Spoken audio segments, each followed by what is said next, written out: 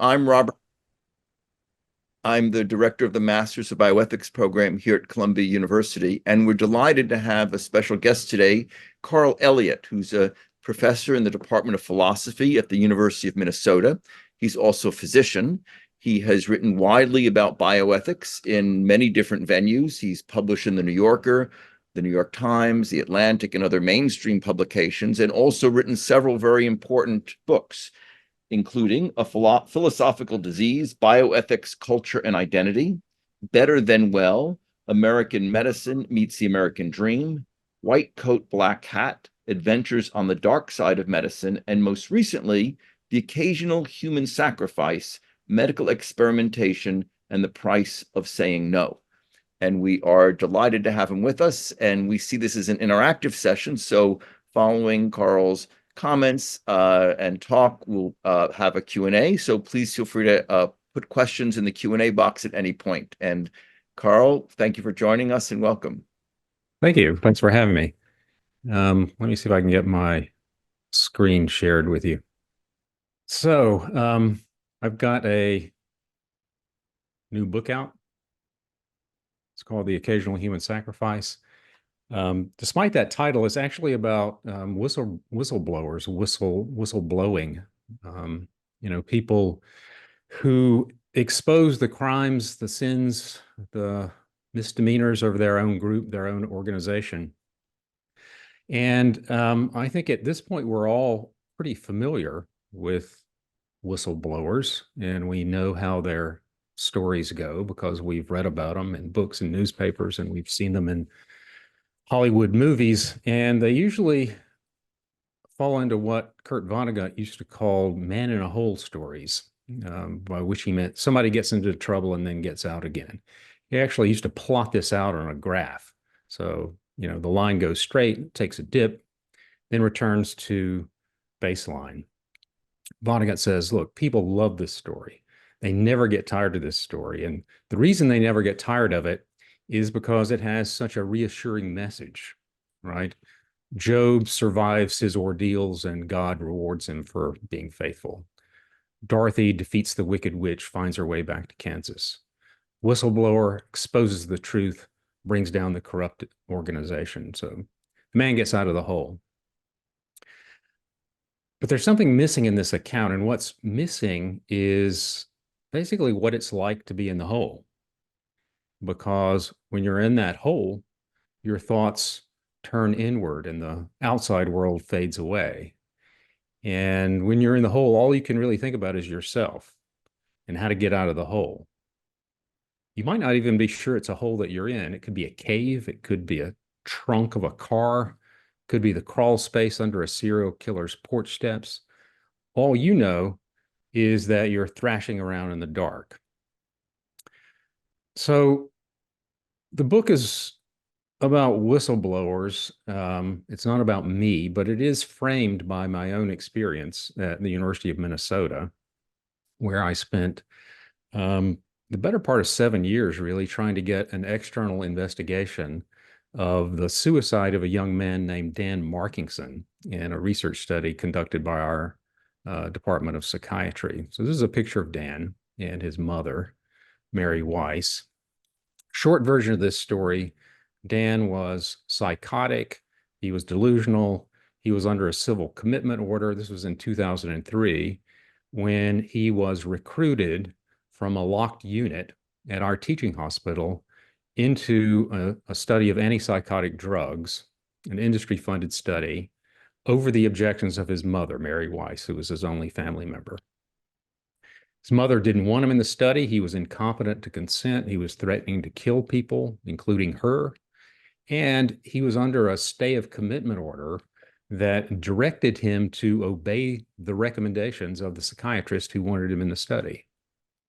She objected, but she was told, look, he's an adult. He signed the consent form. He's in the study. So he was signed up and discharged to a halfway house. Mary Weiss spent the next 4 months trying to get him out of that study. She called, she emailed, she went to the department, she wrote letters to the chair, warning again and again that her son's getting worse. And in April of 2004, She leaves a voice message for the study coordinator saying, does he have to kill himself or somebody else before anybody does anything? And 3 weeks after she left that message, Dan tried to decapitate himself with a box cutter. And his body was found in the bathroom of that halfway house, along with a note that said, I went through this experience smiling. So I spent, as I said, probably about 6, 7 years digging into this story and basically trying to get it investigated, and eventually wrote about it for Mother Jones magazine in 2010.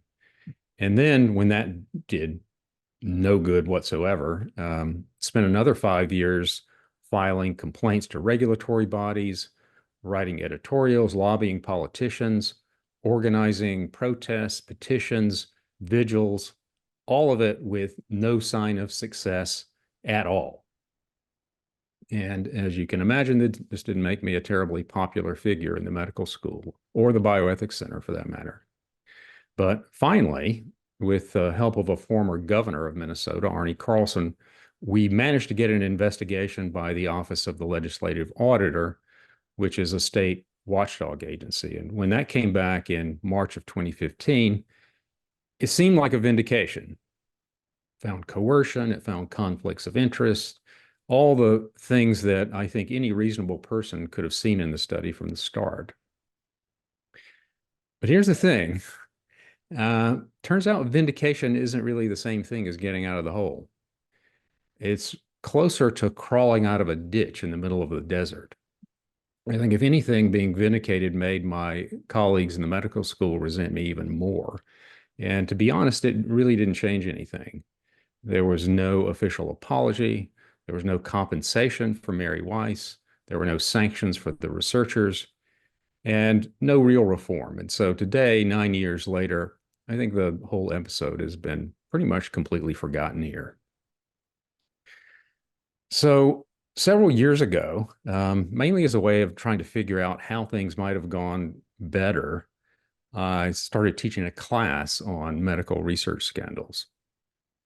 Very demoralizing class, all scandals, only scandals, 2 scandals a week for a whole semester. We start with the classics, Tuskegee, Willowbrook, so on, move on to present day abuses like the Paolo Macchiarini trachea implants in Sweden, the recent forced non-consenting ketamine trials here in Minneapolis. What I wanted to do was put a lot of scandals side by side so that we could compare them and see what kinds of patterns emerge. In other words, my question was, is the University of Minnesota a uniquely bad institution, or do other institutions behave more or less the same way? And what I found is that my experience was actually pretty typical. Research institutions never do the right thing.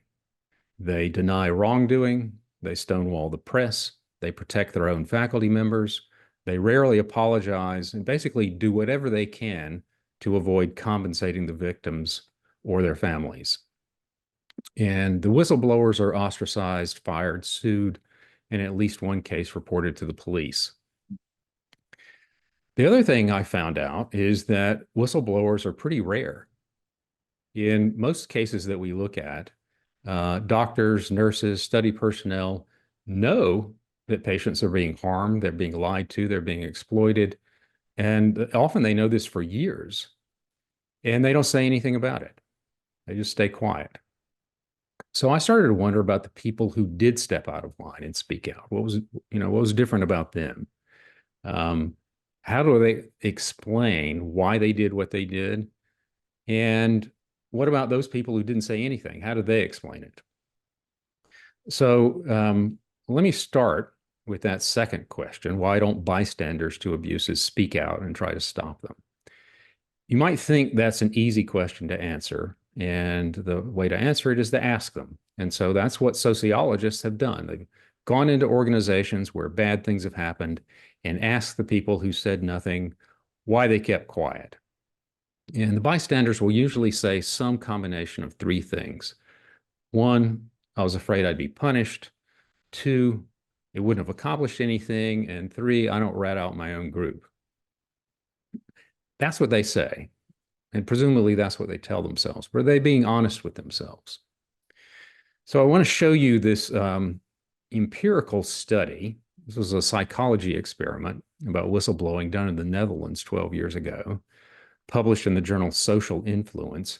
And it was basically modeled on the famous Stanley Milgram obedience studies at Yale, where, as you probably learned in high school or college, 65% of subjects obeyed the orders of a man in a white coat to give what they thought could be lethal electrical shocks to another person. So that's the old study. In this new version, the researchers wanted to find out whether a group of university students would blow the whistle on a research study that was obviously dangerous. So here's what they did. They got all the students together in a room. They told them they were looking for help recruiting subjects for a study, and they arranged for them to be approached by a formally dressed scientist who's actually just an actor, envisioning somebody like this, man in a white coat who looks like he knows what he's doing. So the fake actor scientist tells them about his study. He says, look, we're doing this sensory deprivation experiment. And basically what we're doing is we're taking our subjects and we're locking them in a kind of isolation chamber where they can't see anything, where they can't hear anything. And then we keep them there and measure their brain activity to see what happens. And the fake scientist says, something like, well, we've done this once before. We had a pilot study, didn't go all that great. Subjects, they started to hallucinate. They couldn't think straight anymore. And, they panicked and they tried to get out of the chamber and stop the experiment, but that would have ruined the results. So, couldn't let that happen. So this time, the fake scientist says, we're going to do it again. And what we want to know of you is, will you help us by recommending this experiment to your friends and acquaintances? Just send them a text or an email. We'll need you to get in touch with at least 4 people and use at least 2 of the words exciting, incredible, great, or superb. So they designed this study to make it as easy as possible for the subjects to refuse and to blow the whistle. So they're given plenty of time to consider their decisions. The fake scientist leaves the room so that nobody has to directly confront an authority figure. And in addition, everybody is told that the university's research committee, the ethics committee, is still deciding whether or not to approve the study, this sensory deprivation experiment. And so everybody's given them a form encouraging them to register any ethical objections. And they can do that completely anonymously. There's no way to trace it back to them. So before I tell you how many actually blew the whistle, let me tell you about a twist to the study. So there were actually 2 groups. One group was presented with the scenario purely in theory, as a hypothetical. If you were asked to recruit your friends into a study like this, would you do it? Could you imagine sending emails to your friends using these adjectives? And in that case, almost nobody could imagine themselves cooperating. 96% said that they would either disobey the scientist or blow the whistle or both. That's in theory. In practice, it's just the opposite. When the subjects were actually put in that situation, when they actually did get the pitch from the fake scientist, over 3/4 complied. So 77% wrote those emails to their friends using words like incredible and superb. How many actually blew the whistle to the research committee? 9%. So less than 1 in 10. Now, you remember why bystanders said they wouldn't blow the whistle? 1, I was afraid of retribution. 2, it would have been futile. And 3, I don't rat out my own group. Well, none of those things applied in this case, and they still didn't blow the whistle. So something else is going on here. That's the bystanders. What about the whistleblowers, which is actually what my book is about? I wanted to talk to whistleblowers. I wanted to interview them. I wanted to spend time with them and try to understand why they felt compelled to do what they did and whether they were successful and what happened to them. And so here are the cases that I picked. I would like to be able to report to you that these whistleblower stories have happy endings, that they were men in the hole stories. That would not be true. They don't usually have happy endings. It was a rare whistleblower who doesn't have a lot of ambivalence about their experience. A lot of them come away deeply scarred, scarred even when the whistleblowing succeeds. They're marked for the rest of their lives, even if they're not fired, even if they're not financially ruined, even if they win, because the world doesn't look the same to them anymore. So why do they do it? And what happened and what the results have been and so on. And, when I first started talking to them, I thought there would be a fairly simple way to find out why they blow the whistle, and that would be to ask them, hey, why did you blow the whistle? Turns out when you do that, most people don't give you a really straightforward answer. I was expecting a moral argument, but they don't usually give you that. They don't give you an argument. They don't really appeal to foundational principles. They don't cite legal statutes. They don't quote the Hippocratic Oath or the Bible. Instead, what they do is say things like, well, if I didn't speak out, what would I say to my children? So essentially, what they did was answer my questions with non-answers. And so I'm going to give you an example here. And like a lot of my examples, this is a Richard Nixon example. I try to work Nixon into all of my talks. If you, like me, remember the Senate Watergate hearings in the summer of 1973, there's a moment that is probably seared into your brain, and it's the moment where Alexander Butterfield, an aide to Bob Haldeman, tells the Senate Watergate Committee that Nixon has installed a secret taping system in the Oval Office. So this turns out to be the pivotal moment in Nixon's downfall. This is the moment where the evidence of Nixon's crimes can't be hidden anymore. I'm not so interested in what Butterfield did, though, but how he explained it. Because when he was asked why he did it, he said, I answered truthfully because I'm a truthful person. In other words, I did it because that's the kind of person I am. Now, I'm not the first person to notice these non-explanations. One of my favorite books on whistleblowing is by Fred Alford, political scientist at Maryland, who spent years interviewing whistleblowers, and he admires them, but he is struck by how often whistleblowers turn a moral question about the well-being of others into a moral question about themselves. So he says, look, even if they're acting out of principle, and even if their main concern is the victims, very often that's not what they talk about. What they talk about is themselves. They talk about facing their kids. They talk about looking in the mirror. And he calls that narcissism moralized. He says whistleblowers are obsessed with their own moral purity. And so when they find themselves in organizations that are cruel or corrupt, they rebel because they don't want to be seen like everybody else. I admire that book tremendously. I think he's wrong about this, though. When I talk to whistleblowers, I don't hear narcissism. What I hear is the ethic of honor and shame. Whistleblowers do talk a lot about themselves, but that's what honor and shame are all about. Honor and shame are about maintaining your self-respect by holding yourself accountable for your moral failures. That's the distinguishing feature of honor, your obligations to yourself. So, of course, whistleblowers talk about themselves. That's perfectly natural. So, the ethic of honor is fundamentally about respect and self-respect. That's what people mean when they say things like, how can I hold my head up?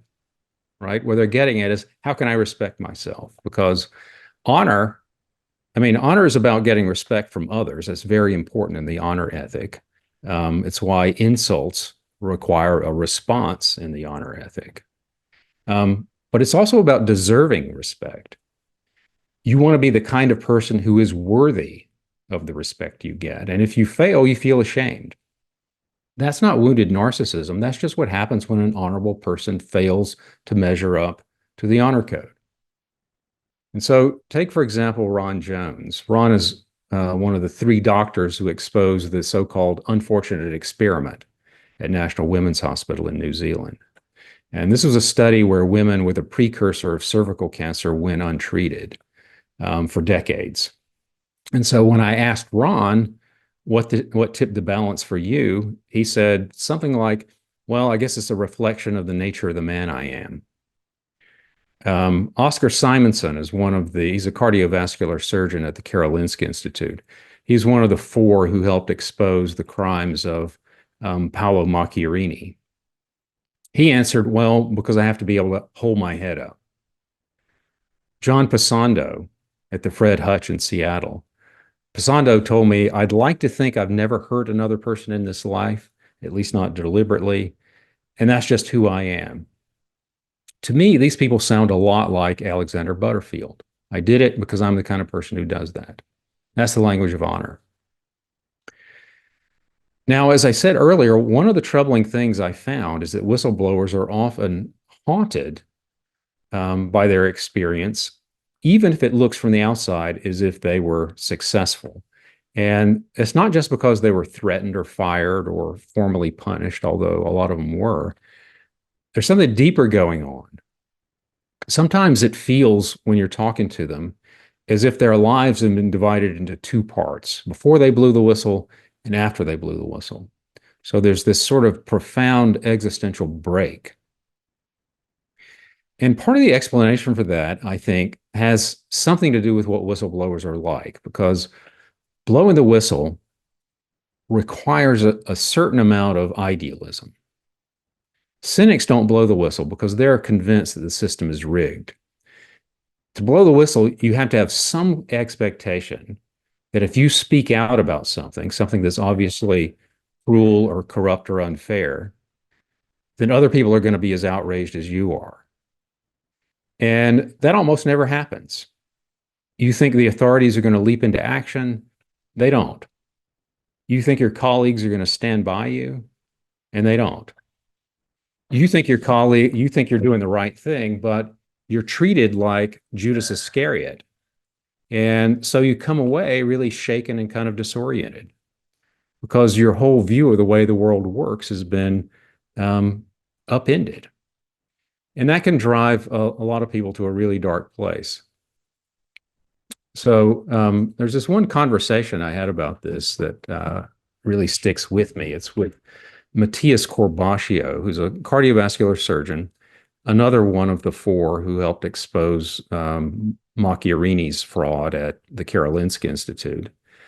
And Matthias told me a story from his time in high school when police found cocaine in the car of a friend of his. And the friend told his parents that the cocaine belonged to Matthias. Now, he was 17 years old. He'd never done cocaine in his life. And that feeling of being wrongly accused stuck with him. And he said, blowing the whistle on Macchiarini felt like that. It's not just that the real offenders get off, it's that you are seen with such contempt. And all your illusions that there's some kind of justice in the world get shattered. So I think that's part of it, this kind of existential disillusionment. But another part of it has to do with identity. Because if you're a doctor in an academic medical center, when you blow the whistle, you are radioactive. Nobody wants to be around you. And even people who might sympathize with you are afraid to say so because they're worried they're going to become radioactive too. And so the whistleblowers are kind of sent into exile. They're cast out from this community that has given them their sense of who they are. And they're cast out precisely because they've done what they think honor requires them to do.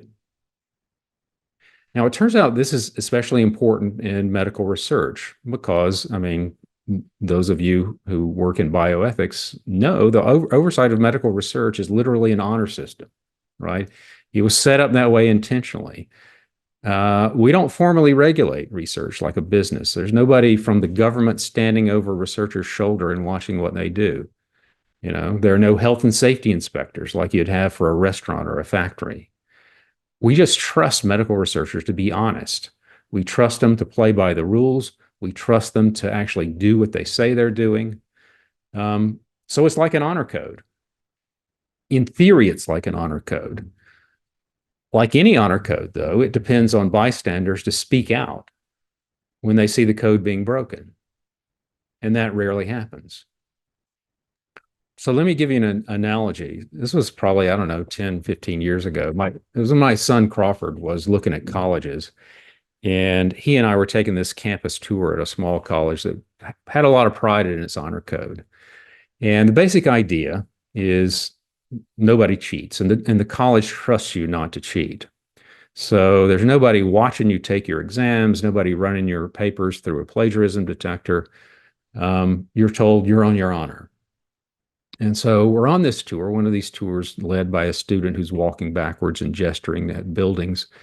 And the student's talking to the group about the honor code. And I can see one of the other parents in the group starting to frown. And she's getting very agitated. And eventually she raises her hand and asks a question. And she says something like, look, here's what bothers me about your so-called honor code. If you don't have anybody watching the students take their exams, doesn't that mean they have to watch each other? Doesn't that mean they have to turn in anybody that they see cheating? In fact, if I'm reading this correctly, the code demands that. How can an honor code require people to snitch on their friends? That's just wrong. And so when the student tried to answer, she stumbled. She couldn't really defend this. And she kind of backtracked and said, well, yeah, that's a problem. I guess it's really a matter for individual students to decide if they can do that or not. And I can remember Crawford kind of leaning over to me and saying, that really sounds much like an honor code. That sounds more like honor suggestions.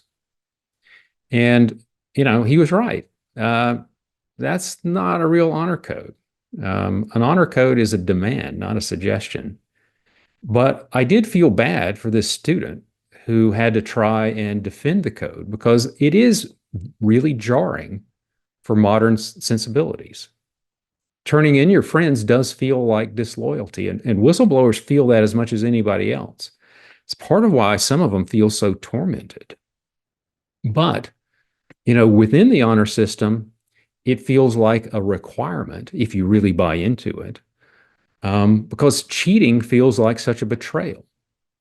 Any kind of morality is going to tell you it's wrong to cheat or abuse research subjects. But as Anthony Appiah says, it takes a sense of honor to feel implicated by the acts of others. That's what drives whistleblowers to insist that something has to be done when their own people do terrible things. So I think that's a piece of the puzzle, the sense of honor, or in personal integrity, if you'd rather call it that, that a lot of whistleblowers seem to feel. But there's also something else. And if you remember Ibsen's play, Enemy of the People, it's about this whistleblower doctor who tries to warn the town that the water is contaminated. His name is Thomas Stockman. And nobody believes him. In fact, the whole town turns on him. Even some of his own family turn on him. And the play ends with Stockman standing with his fist in the air and saying, the strongest man in the world is he who stands most alone. Which is wrong. The truth is pretty much exactly the opposite of that. Standing alone, that is a recipe for self-immolation. If you look at medical whistleblowers who've had some measure of success and survived psychologically to talk about it, what you'll find is that there often wasn't just a single whistleblower standing alone. There's a group working together.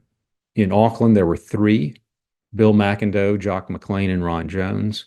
With the Macchiarini scandal, there were 4, 3 surgeons and a critical care doctor. In Cincinnati, Martha Stevens, the English professor, was working with her junior faculty association. And at Willowbrook, the whistleblower, Mike Wilkins, was working with an entire collective of activist doctors, some of whom were living together under one roof. So solidarity is crucial for psychological survival, but it's not the only thing. So let me take you back to that original Stanley Milgram study. It's a bleak study, but a lot of people don't look at Milgram's follow-up studies.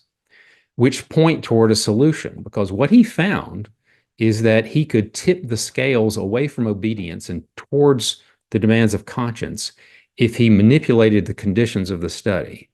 And the biggest change was if he put dissenting Confederates in the room. So if the fake scientist was accompanied by a second fake scientist who was saying, no, no, no, I don't think we should do this, there was not a single subject who was willing to keep on shocking their victims.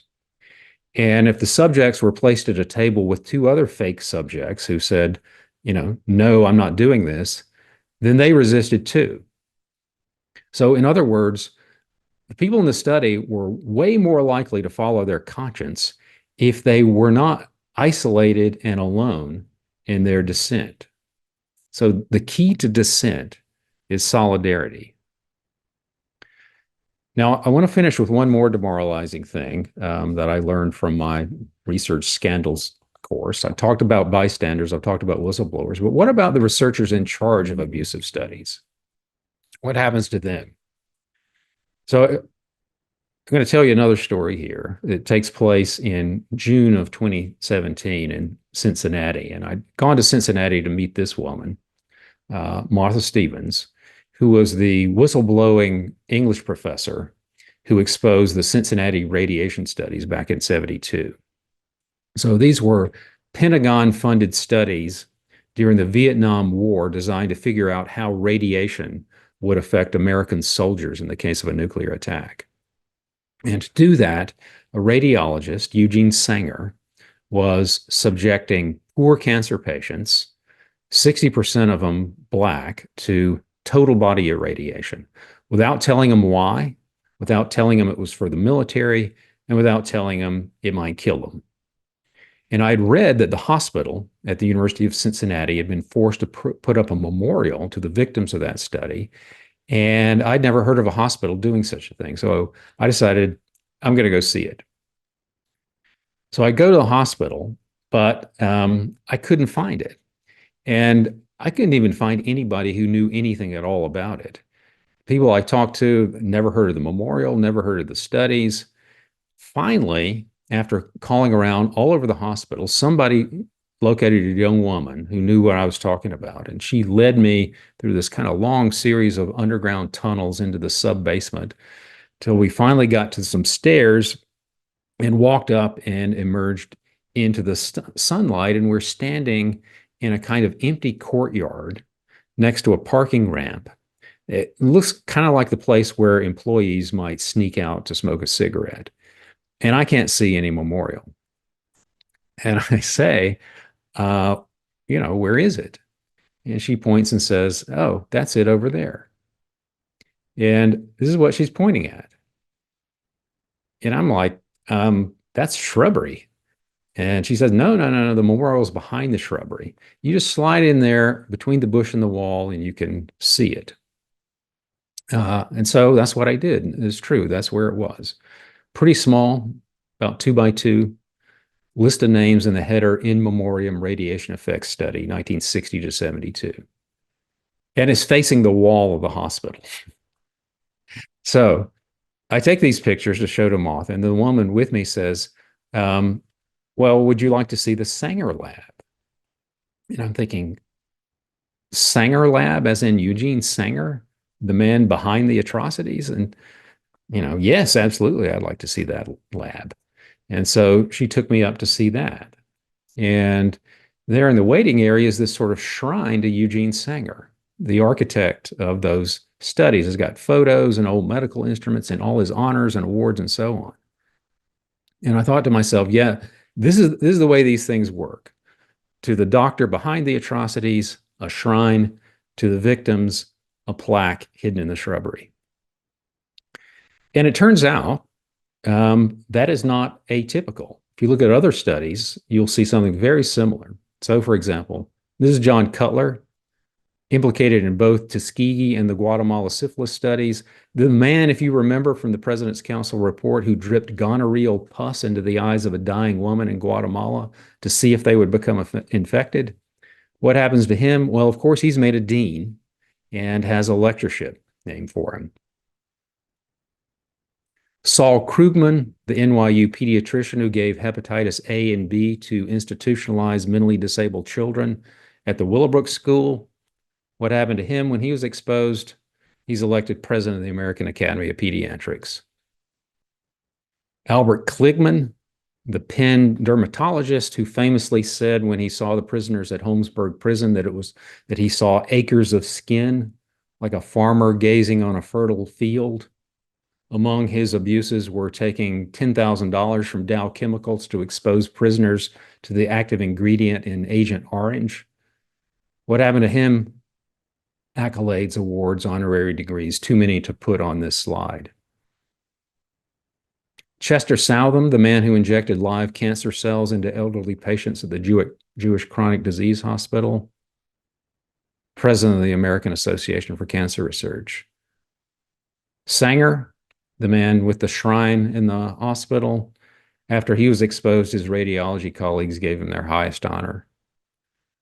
Robert Heath, psychiatrist at Tulane who worked with the CIA, accidentally killed two of his mentally ill subjects by giving them brain abscesses and then tried to use deep brain stimulation to turn a gay patient straight. What was his punishment? I think you're seeing the pattern here. You might be thinking, look, that's all the distant past. Some of these honors are being reconsidered now, which is true, at least in the case of Cutler and Kligman. But you'd be wrong to think that this doesn't still happen. So during the 8 long years that Dan Markingson scandal here at the University of Minnesota was in the public eye, our chair of psychiatry just kept collecting honors and awards. And finally, if you're still hanging on to the hope that the moral arc of the universe bends towards justice, have a look at the bone marrow scandal, the bone marrow transplant scandal at Fred Hutch in Seattle, where at least 21 people died. The whistleblower in that case, John Pasando, lost his job, never worked in cancer research again. He spent the rest of his life reviewing disability claims for the federal government. And the co-investigator on that study, Don Thomas, in 1990, he was awarded the Nobel Prize in Medicine. So I'm going to finish just by turning back to that question that I started with, which is, what does this mean for the whistleblowers? So every whistleblower has to have some way of making sense of what's happened to them. Everybody's got to tell themselves some story. And when it ends like that, with no justice at all, it's hard to come up with a whistleblower story that's not just terribly sad and demoralizing. You know, it's a man in the hole story where the man never gets out of the hole. Because if you measure the value of your actions by what you achieved, then the story you're going to tell yourself is that you were a chump. You were the dumb money at the table. Everybody else knew that the system was rigged. Everybody knew that speaking out would do nothing, so they kept quiet. Only you were naive enough to throw away your career for nothing. And that's a hard story to live with. Now, I do think there are alternative stories to tell. I think it helps some people to tell themselves a story of honor, for example. Because what honor requires is not that you succeed, but that you're able to respect yourself when it's over. That's one kind of story. I think for others, it helps if they can think of their story as part of a longer struggle for civil rights, for example, a struggle in which a verdict is not going to be rendered by history, in which a verdict is not going to be rendered by immediate success, but will be rendered by history. And, you know, maybe there are other stories to tell. You know, I don't know. Everybody's different. Every situation is different. But I think the existential challenge that whistleblowers share is coming up with some kind of story that they can live with. Well, thank you so much. Fascinating, important, and disturbing, obviously. So the floor is now open for questions. Please feel free to ask questions. And we have several questions. I teach research ethics. We talk about whistleblowers. I don't mean to be reductionist, but what advice do you have for young researchers who may encounter situations that require them to speak up? Solidarity is the key. I mean, you know, don't try to do it alone. I mean, I if you read the book, it is not a triumph of the human spirit book. There is nothing, remotely uplifting or positive or optimistic in the book. My hope in writing it was to give some people an idea of what they're actually likely to encounter if they do try to blow the whistle, and to provide some sort of solace or a sense of solidarity for the people who have tried to do it. And you know, it hasn't worked out well for them. I mean, I don't want to advise anybody to ignore the demands of their conscience. I mean, that's a hard thing to live with too. Although I have to say, a lot of people seem perfectly fine. A lot of people don't speak out and don't seem to lose a lot of sleep about it. So if you're one of the people whose conscience demands that they do something, I would advise talk to a lawyer. It's always wise to protect yourself, and don't document everything. Don't make accusations without evidence to back it up, and make sure that you're not trying to go through the entire experience by yourself, because it's going to be hard. I mean, I did an event out in San Francisco with a whistleblower attorney named Mary Inman, who was terrific, by the way. And one of the things that she said that she felt she could advise, that was useful about what she did, was that she could warn people, she could advise them, this is what's likely to happen to you if you decide to go through this. And a lot of the things that she advises them are the things that I talk about in the book. Your employer is going to strike back hard. They might try to fire you. If they can't fire you, they're going to make your life miserable. They're going to isolate you. They're going to try to make you quit.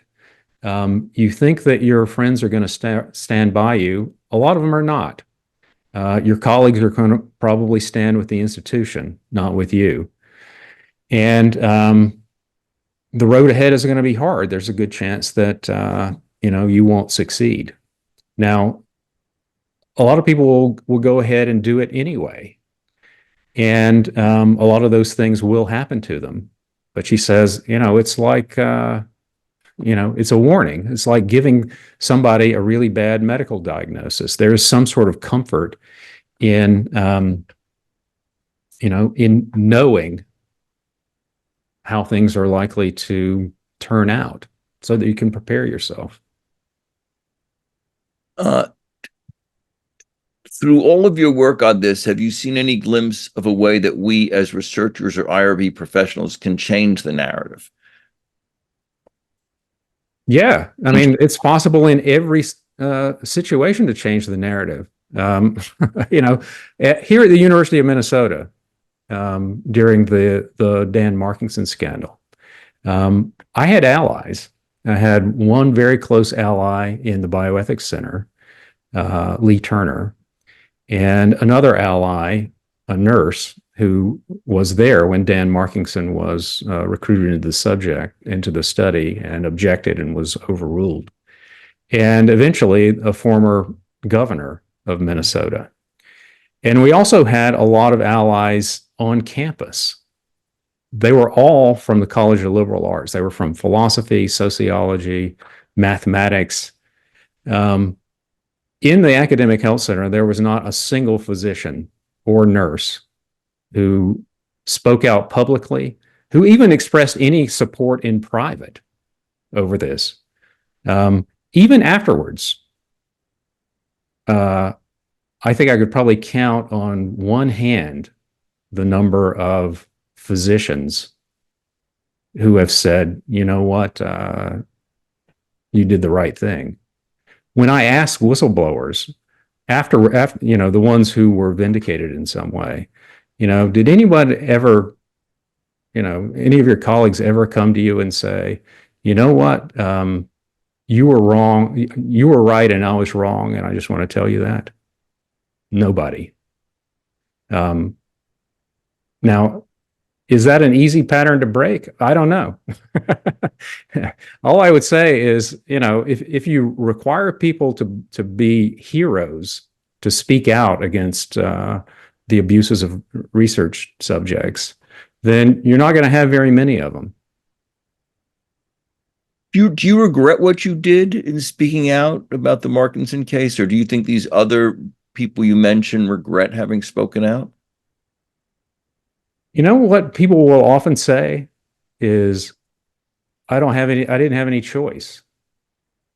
Um, if there's regrets, it's something like, well, I regret having been placed in a situation where I had no choice to do what I did. I think a lot of people have regrets over the way things play out, and they have regrets over tactical issues. I mean, I certainly do. I spent a huge amount of time and effort working on things that, really did no good whatsoever. I have no faith at all in any of the oversight mechanisms that we have to oversee research. In that research ethics course that I teach, we usually look at somewhere between 25, 28 scandals.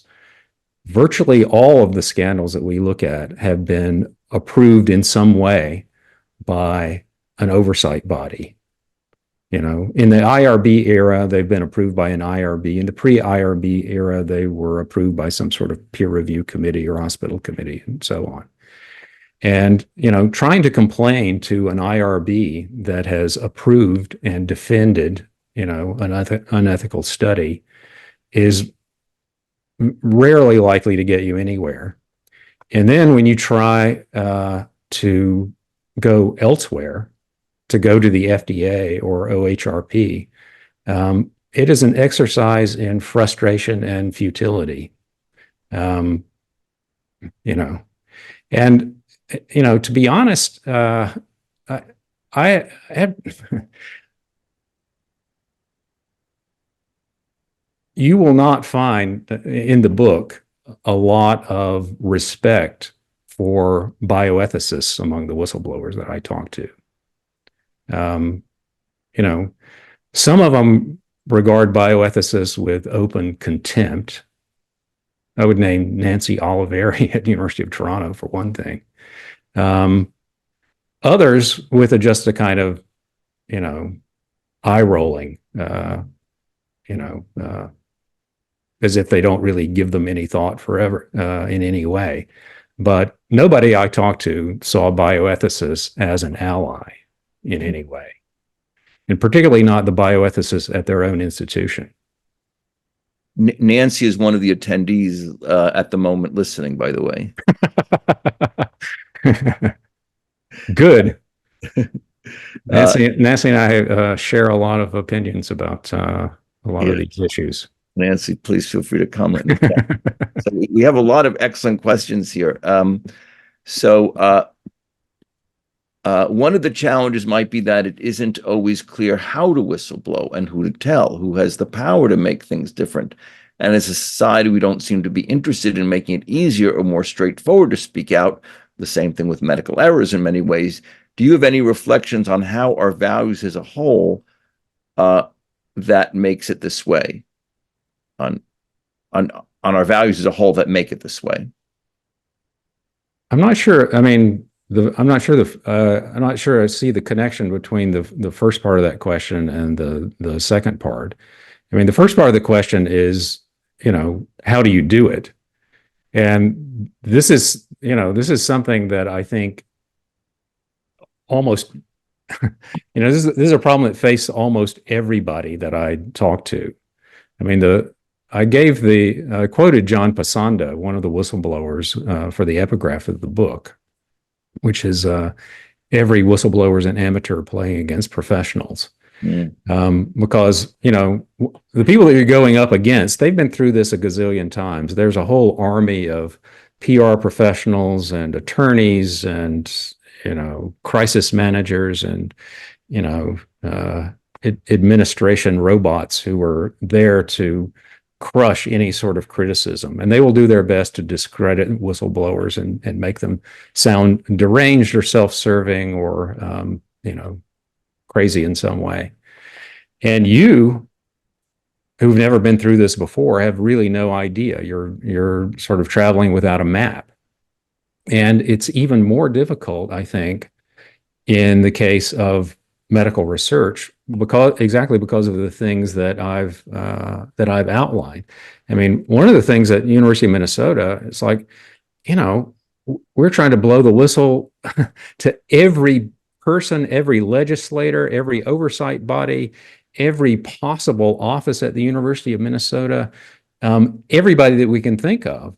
And nobody wants to get involved, and almost no one will even respond.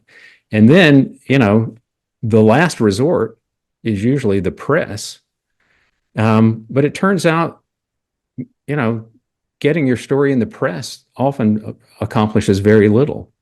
I mean, bad press requires that there's some sort of sense of institutional susceptibility to shame. Mm. And that, that is just very often non-existent. So many institutions have an ombuds person or an ombuds office or a complaint department. Are they no good? Well, they weren't here. That's for sure. In fact, one of the things that a lot of whistleblower attorneys will tell you is do not trust these internal mechanisms. They exist to, to inform on you, to the people who have power over you. And, So what should one do? So let's say you see something wrong, as you say, you get allies. So you now have 3-4 people who agree with you. What should one do? Want to hire an outside attorney? well, hiring an outside attorney is done mainly to protect yourself, right? The attorney is not going to make any sort of change at the university. And one of the depressing things about, research abuses is that in the cases where they do go to court, usually the plaintiffs lose. I mean, this was the really sad result at the Fred Hutchinson Cancer Center in Seattle. And so going to attorney is advisable, but mainly as a means of self-protection. And very often what attorneys will tell you is try to keep your identities a secret. If there's any way to do this without, outing yourself to your employer, do that. Give us the documents. Give us the documentation. I think that's harder in medical research than it is, for example, in corporate fraud, because very often there are no laws that are being broken. Right, there are abuses and maybe violations of ethical guidelines, but there's nothing that's going to land anybody in jail. And so, I can tell you the things that we tried, all of which failed. But again, you go to the IRB, you go to, we tried the research subject advocate. We tried the research subject consultation, the research ethics consultation service. We tried the vice president of research. We tried all these things both at the hospital and internally. We got no response whatsoever from them. OHRP just said, look, it's not federally funded, so we're not looking into it. Filing a complaint to the FDA, it's worth doing, but once you do that, you have no idea whether or not it's doing any good at all because they don't talk to you anymore. And if you want to find out any results, you got to file a FOIA to get them. So, for us, what finally worked was getting a former governor involved. in getting this state investigation. But, you know, we're lucky to have Arnie Carlson, who was a tremendous ally and politically powerful in a way that none of us actually were. But, that's was purely a matter of chance. So Nancy Olivieri writes, Nancy here, great talk as always. My only correction is to what you said. I would regard ethicists with 3 exceptions on earth with complete contempt. So why the contempt toward ethicists? Is it because they're just not backing whistleblowers, or can you elaborate? Well, I mean, if you can name a single case of a research scandal in which the ethicists have spoken out publicly and encouraged their institution to do the right thing by subjects, then show it to me, because I've never been able to find one. I mean, what you'll very often find, I shouldn't say very often, but sometimes what you'll find is ethicists backing the administration, very often privately, sometimes even publicly, though.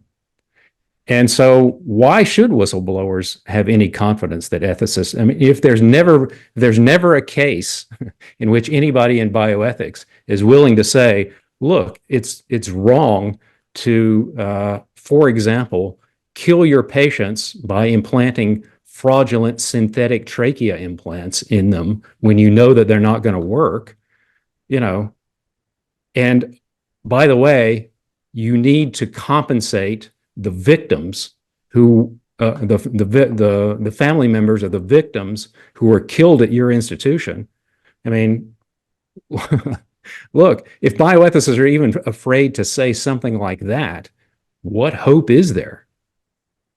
So Harriet Washington writes, in the case of the late Peter Buxton, the syphilis study did indeed come to an end, in large part because of his whistleblowing and that of a few others.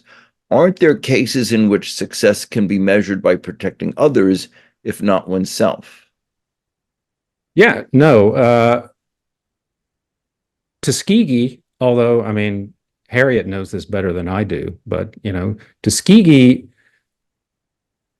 the whistleblowing there did, by a lot of measures, I think by most measures, was a success. It was not the success that the bioethics world often claims that it is. I mean, if you look at the amount of compensation that the victims got, it's woefully inadequate for what they suffered. It took Peter Buxton 7 years to get anybody to pay attention to the abuses, and it took another 25 years after he exposed it for the federal government to apologize. And the researchers were never sanctioned. In fact, they were rewarded, So I don't know. Maybe it's great to celebrate that. I don't really feel all that great about it. The one case that I do feel, in which the results, I think, were fair and were the kinds of things that whistleblowers hope for, is the unfortunate experiment in New Zealand that Ron Jones and Jock McLean and Bill McIndoe blew the whistle on. Again, it took decades to stop that study, but the New Zealand government stepped in. They set up a judicial inquiry. The victims got a voice. The researchers were forced to answer for their crimes publicly. They were sanctioned, and as a result, they remade their entire research oversight system and have not had a major scandal since. That's the kind of thing that I think a lot of people would hope for, but it just doesn't happen in this country. So here's a question. I'm wondering if you could speak to how you see both gender and inequities in academic prestige playing a role in how abusive physicians and PIs are rewarded accolades. So I notice most of the whistleblowers, and I think all of the perpetrators, were white men. Any comments on that? Well, I think, part of it has to do on both, on both sides. Part of it has to do with the fact that a lot of the scandals that I talked about, took place in the 60s and the 70s and the 80s when, medicine was much more male dominated and, white male dominated than it is now. But I do want to say that, it's not the case that, that the whistleblowers are all men. I mean, Nancy is one example, Right. but also Martha Stevens, extraordinary woman. I mean, she was an untenured female English professor at the University of Cincinnati when she took this on, and she was involved. I mean, she blew the whistle twice. She was the one who, found out about and, led the charge to expose it in 1972. And then when it, with the Radiation Commission investigations in the 1990s, she went back and tracked down the victims of the studies and put them in touch with their families, in touch with lawyers, so that they would know what had happened to their family member back in 1972, or in the 60s, that was exposed in 1972. One of the things that, I can't, I'm not sure that my experience has anything really to say about sexism in medicine. What you will see, though, is, and this is something that we see throughout the course on research scandals that I teach. I would say 90% of the studies, the abuses that we look at, were on vulnerable populations, people who are vulnerable in some way. They are poor, they are members of racial minorities, they are institutionalized, they are children, they are mentally ill, they're mentally disabled. There's some reason why it's easy to exploit them and take advantage of them. So that's a very important piece of the puzzle of why these things happen. The other thing that I point out in the book is that when you talk to whistleblowers, they have a lot of very dark feelings about the culture of academic medicine and academic medical training. Their complaints vary, but this description of academic medicine as extraordinarily authoritarian, extraordinarily hierarchical, in ways that make it very difficult to speak out in the first place, and then, to speak out without being punished, isolated, and ostracized in the second place. That's a sort of common complaint. So we just have a few minutes left, but and this is a fascinating discussion. Clearly, there are a lot of questions, and I unfortunately can't respond to everyone's. Um, the role of university organizational research integrity offices in supporting whistleblowers, what should they be doing? Supporting whistleblowers? Uh, um, well, I mean, research. Okay, so it's hard to know how to answer that. So, research integrity offices, um, they tend to operate differently from IRBs, and so they're mainly dealing with fraud, which is not, with a couple of exceptions, is not really a part of my book. That's all sort of handled in very different ways. There needs to be some support for whistleblowers, but I'm not sure that it's the enforcement bodies and the regulatory bodies, quasi-regulatory bodies in universities who can be trusted to do that. I think, the difficulty anytime you have some sort of formal administrative office at a university is, are they going to side with the administration and with hospital attorneys, and or are they going to side with the whistleblower? And they may try to thread the needle in a way, but when push comes to shove, they almost always side with the administration. So whistleblowers need support. I'm not sure that I would look to those offices for that support. So should the American Society of Bioethics and Humanities give a whistleblower award every year or whenever to people who are whistleblowers to support them and give them more recognition? there needs to be more recognition, and all in favor of the awards. I'm not against them, but you know, how many awards can you give out? How many of them are there? Uh, Very few. So there already are whistleblower awards out there, and there are many deserving recipients who have gotten those awards. But you know, how many, how many awards would you have to give out in order to really encourage people to blow the whistle? You need something more than that. Now, maybe, the simple recognition that the existence of some sort of formal recognition would encourage other people to speak out. But there's a dark side to this, and this is what I tried to you know I tried to get at the beginning of the talk. We all know how these whistleblower stories are supposed to go, right? The man is supposed to get out of the hole, but um, getting an award is not getting out of the hole. I mean, this is a horrible experience for me. I think you've probably heard of about the suicide of Mitch Barnett, the Boeing whistleblower. Um, I was actually at an event in DC in 2019, in the fall of 2019, where he was given a whistleblower award. He and a CDC whistleblower were given the Joe Calloway Award. And I went to it as at the Carnegie Institute, and they got standing ovations, and there was it was a very nice reception. But I couldn't help thinking, you know what?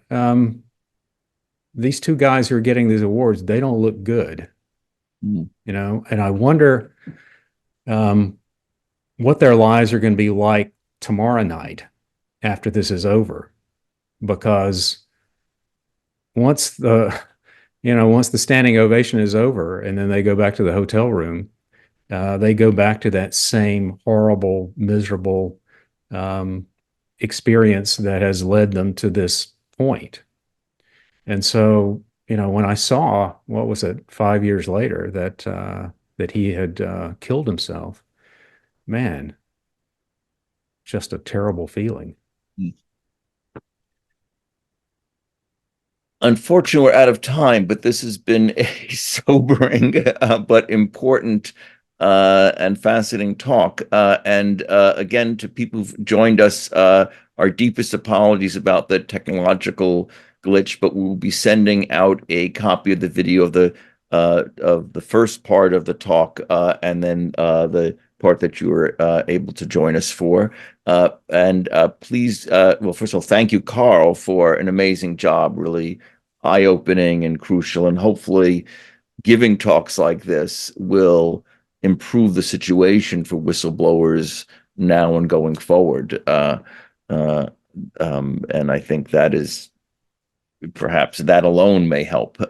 It does sound like having the government involved and knowing the governor also helps. Uh, so I don't know if you have any final thoughts on that before we end, or on any other aspect of the topic that we talked about. Yeah, I mean, I think it would be naive to think that anything that I've said or done is going to help, the situation in any way. I mean, my main, I guess the hope with the book was to serve as a kind of warning, but I also hope that at least people who have been through this kind of experience or something like it will see themselves in the book and maybe feel at least a little better about it. Not not optimistic, but there's something to be said for knowing that you're not alone in your experiences. Well, On that note, thank you again. Thank you all for joining us. And please feel free to join us for our next event, which in October, actually, I'm talking about a book I wrote, Doctor, Will You Pray for Me? Medicine, Chaplains, and Healing the Whole Person on October 17th. So again, Carl, thank you. Thank you all for joining us. Have a great evening, everyone. And we look forward to being in touch. Bye-bye.